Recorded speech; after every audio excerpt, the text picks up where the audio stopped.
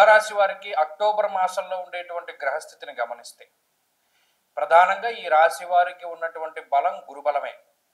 ఆ గురుడల్లా 5వ స్థానంలోకి 6వ స్థానంలోకి వెళ్ళిపోతున్నారు. 5లోంచి 6లోకి వెళ్ళిపోతున్నారు.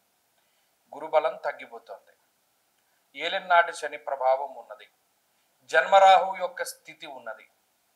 9వ స్థానమందు రవి, 9వ స్థానమందు కుజుడు, 18వ తారీఖు లోపైతే అష్టమంలో ఉండేటువంటి రవి యొక్క దోషం ఉన్నది. అంటే ప్రతికూలించేటువంటి గ్రహాల యొక్క సంఖ్య ఎక్కువగా ఉన్నది. నేను ఎందుకు ప్రతి గ్రహాన్ని చెప్తాను అంటే, ఎందుకు ఆ గ్రహం ప్రతికూలంగా ఉంది?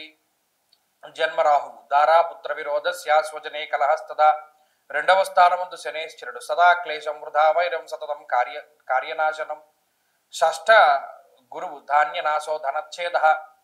అంటే ఎటు చూసుకున్నా గ్రహాలన్నీ కూడా గోచారంలో ప్రతికూలంగా ఉన్నాయి.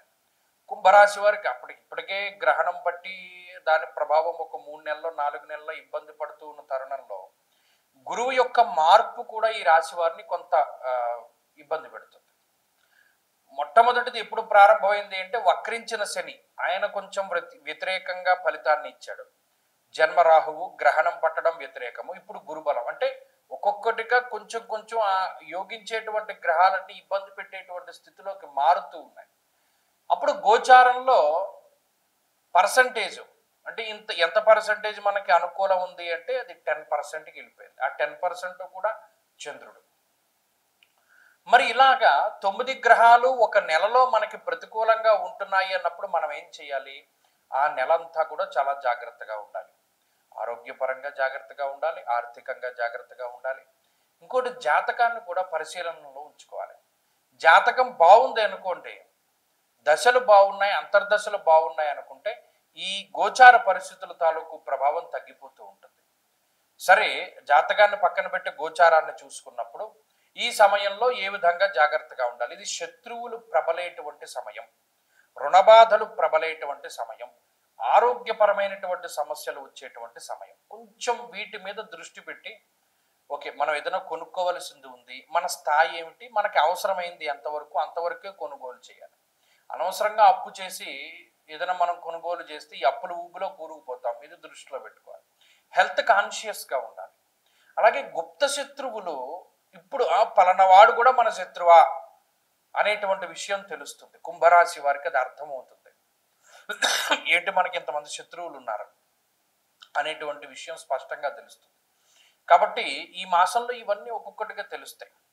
అనవసరమైన ప్రయాణాలు చేస్తారు, శరీరం అలసిపోతుంది, స్థానచలనానికి అవకాశం ఉంటుంది.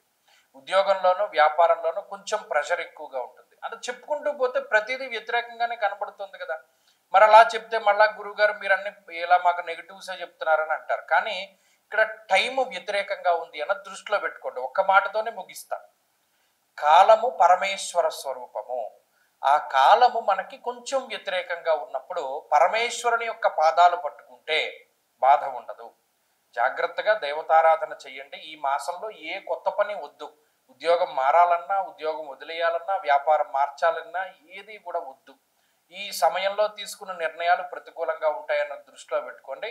పరమేశ్వర అనుగ్రహం కోసమని ప్రతిరోజు అష్టోత్తర శతనామావళి స్తోత్రం, శివాష్టోత్తర శతనామావళి, శివో మహేశ్వర శంభు పినాకి శశిశేఖర, ఆ స్తోత్రం చదువుకుంటూ ఉండడం. అలా పట్టుకోండి. ఖచ్చితంగా ఈ గ్రహస్థితి మిమ్మల్ని ఏమీ చేయదు. మంచి ఫలితాలు సంప్రాప్తమవుతాయి. స్వస్తి.